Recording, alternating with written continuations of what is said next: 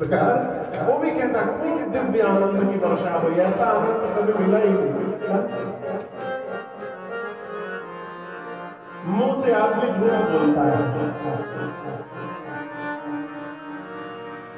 हमारे सरकार वृंदावन में एक महापुरुष हुए पूज्य श्री बिंदु गोस्वामी जी महाराज, आप जानते होंगे, उनके बालक हैं श्री राम कथा के भागवत जी के अद्भुत प्रणेता, अद्भुत वक्ता। तो पूज्य बिंदु गोस्वामी जी का एक पद है, उसको मैंने सुनाया था पहले, उसका एक भाव आ गया, मैं सुनाऊं। बिंदु गोस्वामी जी भगवान जी से मिले, तो भगवान ने पूछा कि बिंदु जी आप हमको याद करते हैं? क्या पूछा? आप हमको याद करते हैं? बिंदु जी बोले प्रभु कैसे बताऊंगा, तो आप विश्वास करिएगा। भगवान ने कहा मुख दिया, मुख से बताइए। बोले नहीं प्रभु, मुख से तो लोग झूठ भी बोलते हैं, मैं मुख से नहीं बताऊंगा कि मैं आपको याद करता हूँ। भगवान पूछे कैसे बताइएगा? बिंदु जी कहते हैं, उनके पद की अंतिम पंक्ति है, प्रभु दृग समझते, दृग माने दृग कहते नेत्र, दृग यानी दृग का बिंदु क्या है? आंसू। बूंद क्या टपकता है? आंसू टपकता है ना। बिंदु जी कहते हैं प्रभु ये दृग बिंदु तुमको खबर दे रहे हैं। कौन खबर दे रहा है? दृग बिंदु। ये दृग बिंदु तुमको खबर दे रहे की है याद दिल में बराबर तुम्हारी, की है याद दिल में बराबर तुम्हारी। मुख से मनुष्य झूठ बोलता है, लेकिन आपसे कहूं आंखें कभी झूठ नहीं बोलती।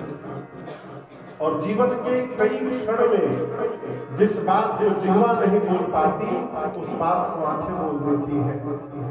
शिव चरित्र सुनकर भरद्वाज जी के शरीर में जो परिवर्तन हुआ उसका दर्शन करिए।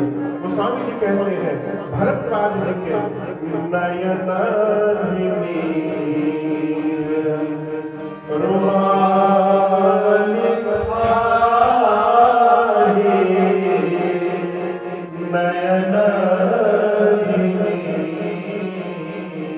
श्री भरद्वाज जी के शरीर का एक एक रोम पुलकित हो गया।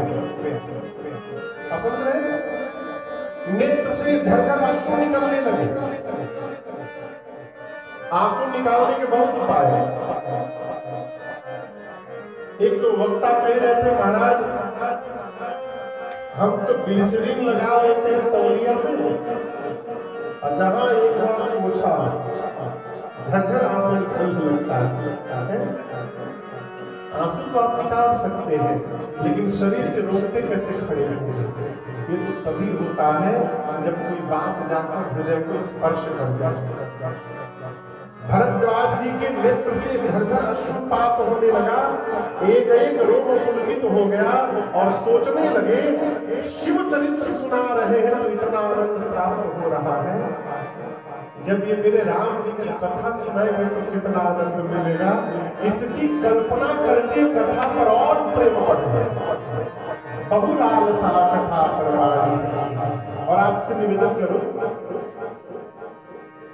भारत में हम लोग कथा गाते हैं तो कम से कम 20,000 लोग होते हैं साथ, मिनिमम 20,000 25,000 एवरेज में लोग रहते हैं।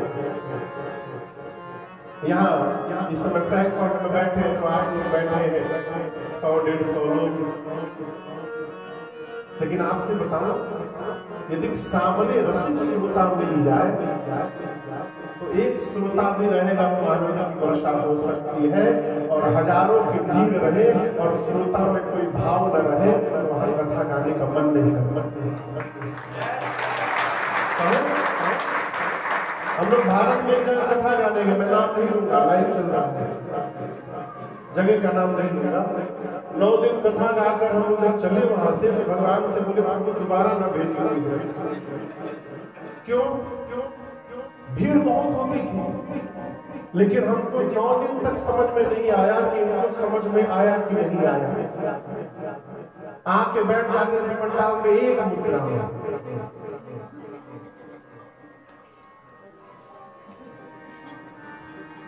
पूरा पंडाल 3 घंटा ऐसे बैठे रहता। राम जी का जन्म हो गया, कोई हलचल नहीं, राजा बन गए कोई हलचल नहीं, महाराज बन गए कोई हलचल नहीं, चुपचाप आके बैठ जाते थे।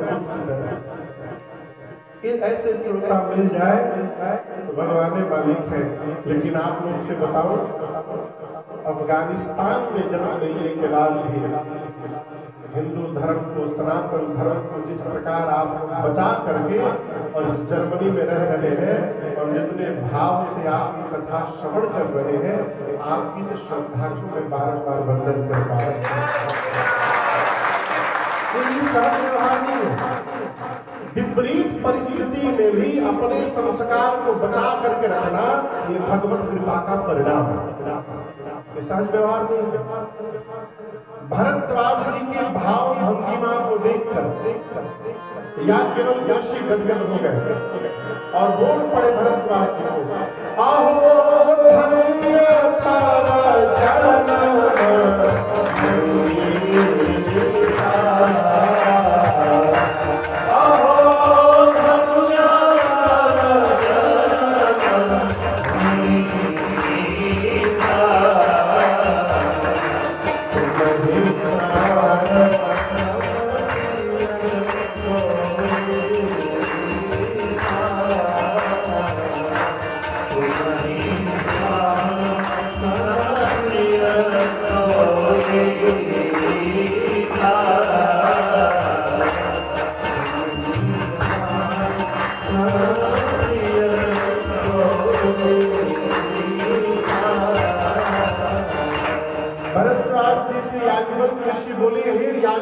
भरद्वाज जी, आपका जीवन धन्य है। अहो धन्य तव जन्म मुनीषा, आपका जन्म, ये शरीर धन्य है।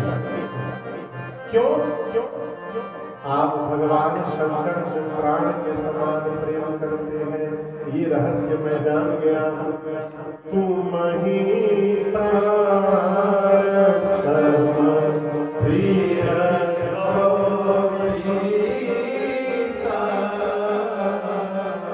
सरकार, कल वाला ग्रुप मशीन में बैठा है आज।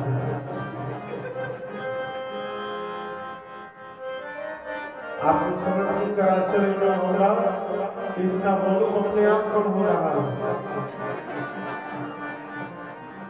भगवान के मालिक है यार, कहे मुनिवर बैठे बैठे बैठे आप सिटी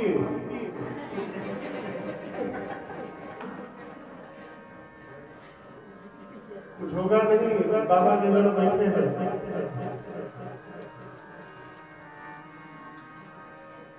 देखिए, भगवान का भक्त वही है जिसके हृदय में विरोध न हो।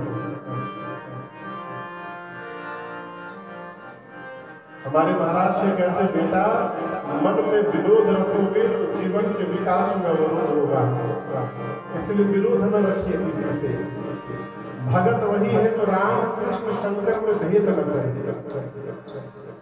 वर्तमान समय की सबसे बड़ी समस्या है, कन्हैया को पूजने वाले राम जी को नहीं देखना चाहते।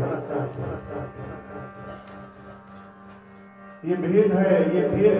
हमारा एक पद है, अंतरा सुनाओ, जब तलक है भेद मन में कुछ नहीं कर पाएगा,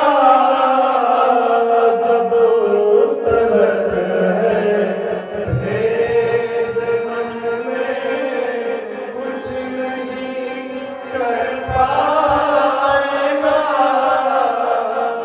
रंग लाएगा ये साधन, रंग